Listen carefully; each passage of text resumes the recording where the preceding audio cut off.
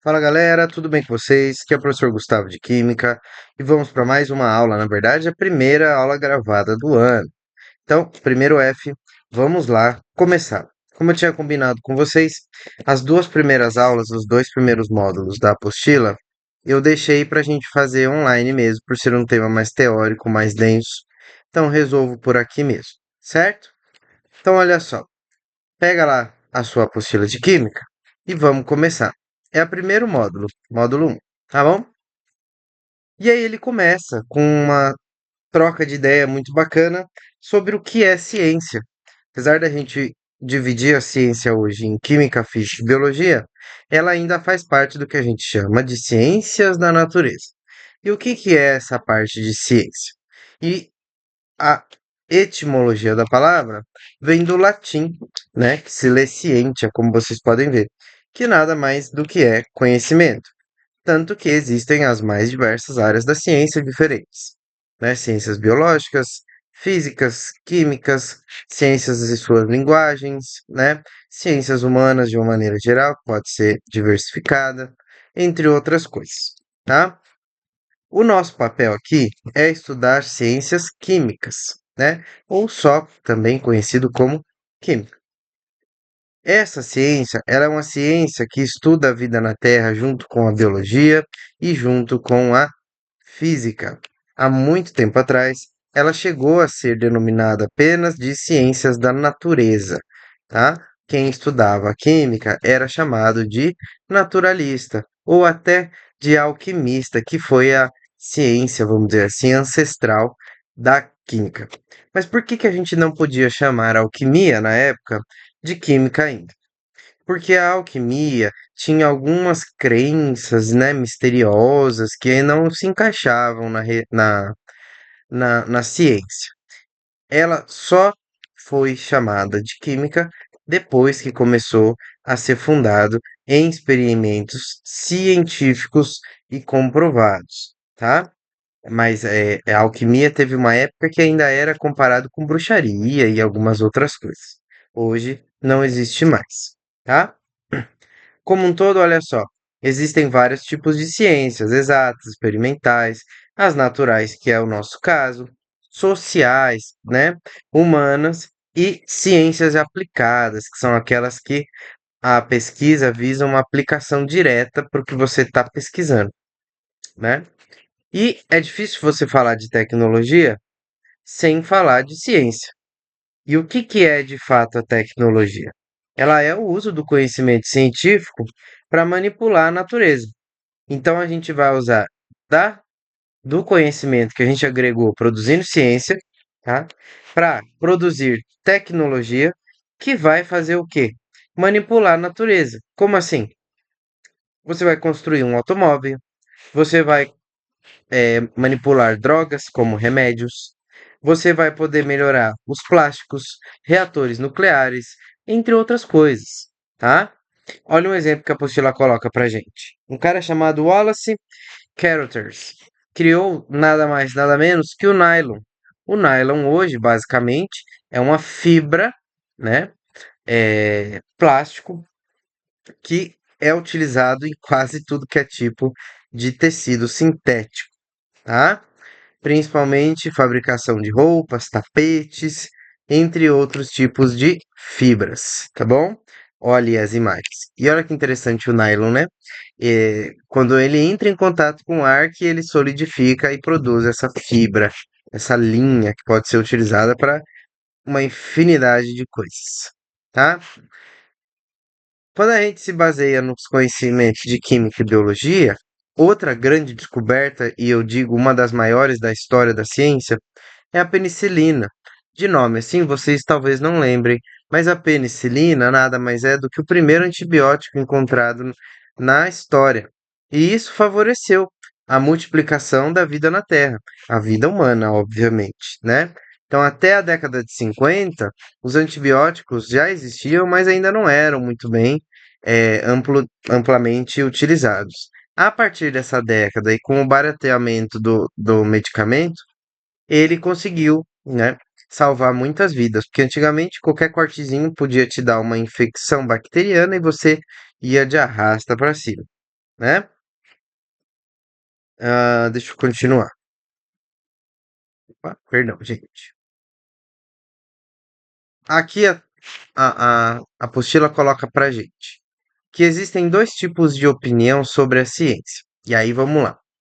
Uns as consideram como fonte de benefícios para a humanidade, necessária e boa.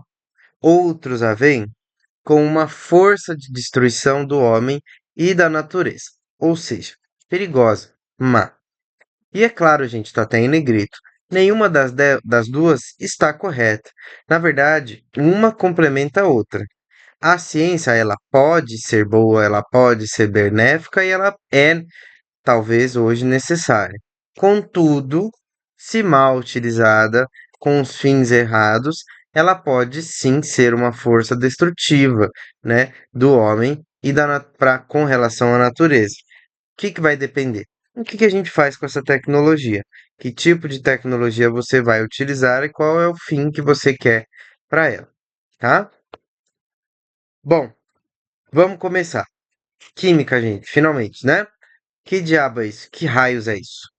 A química basicamente é um desses ramos da ciência, ciência da natureza, que ela vai estudar a matéria e todas as suas transformações, tá? Então a gente estuda principalmente reações químicas, transformações químicas, até reações físicas como mudança de estado da matéria, né? Tudo que o ser humano toca, né, come, deve-se à química. Matérias plásticas, ligas metálicas, vidros, cerâmicas, detergentes, produtos de limpeza, filmes, tudo, tá? Qualquer coisa que é produzida hoje, que você vai no mercado, que você vai numa loja e compra, tem o dedo da química. Um produto químico é qualquer material cuja obtenção tenha ocorrida por meio de uma transformação. A gente tem costume de falar produto químico. Você já pensa numa substância lá no laboratório. Mas não é bem assim. Um produto químico, por exemplo, pode ser um potinho de plástico. Por quê? Eu precisei fazer uma reação química para produzir ele. Então, ele é sim um produto da indústria química. Então, a química não pode ser intrinsecamente má porque ela é um fruto da atividade do ser humano. Quem que é mal no fim das coisas? O ser humano que usa a química da forma errada, né? Por exemplo, existe uma substância química chamada napalm, tá? O napalm, ele é uma bomba, tá, nuclear que causa danos irreparáveis nas pessoas. Além disso, tem gases de combate, medicamentos para coagir indivíduos. Então, essas substâncias foram feitas com que intenção? Destruir, matar, ganhar uma guerra a qualquer custo. Hoje, para vocês terem uma ideia, é proibido usar isso até em guerra, porque é uma destruição tão grande que não tem nem cabimento, lógico, usar isso. Não que a guerra tenha uma lógica, né? Mas até a guerra tem limites.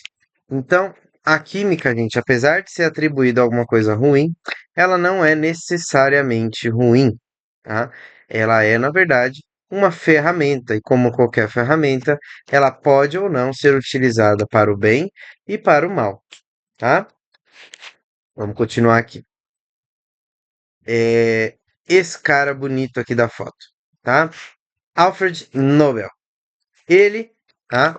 Era um sueco, né? Muito rico, e ele produziu um prêmio Nobel, que leva o próprio nome, que ele é anual, com a intenção de incentivar as pessoas a produzir ciência, tá? Como ele tinha um enorme patrimônio para recompensar esses benfeitores, em 1901 foram conferidos os primeiros prêmios Nobel. Vocês já devem ter imaginado, já devem ter visto aí na televisão. Então existe o Prêmio Nobel da Química, da Física, da Medicina e de várias outras áreas, tá? Um cara chamado Linus Pauling, que nasceu justamente no ano da fundação do Prêmio Nobel, em 1901. Ele foi um químico norte-americano, autor de uns trabalhos muito importantes para a nossa química de hoje em dia. Ele, além de químico, ele era um pacifista e o adversário, se é que a gente pode dizer, né, da utilização de armas nucleares, contrário contra todo tipo de preconceito, inclusive o científico. Por conta disso, Em 1954, ele foi laureado, que a gente chama, né, premiado, com o Prêmio Nobel da Química pelas suas descobertas e da Paz em 1962 pelo seu trabalho em busca da pacificação do mundo, né? O Linus Pauling desenvolveu, por exemplo, um conhecimento relativo aos princípios fundamentais relacionados à natureza das ligações químicas. Hoje, a gente estuda isso muito profundamente e ele ajuda bastante o nosso cotidiano. As nossas aulas teremos aulas sobre as ligações químicas, tá? Mas a gente vê mais pra frente. Olha a fotinho dele aqui, ó. Como ele viveu até 94, a foto dele tá em boa definição, né? Um senhorzinho fofinho. Bom, o que que eu vou pedir para vocês, galera? Eu vou pedir para vocês fazerem a atividade da aula, tá? No caderno.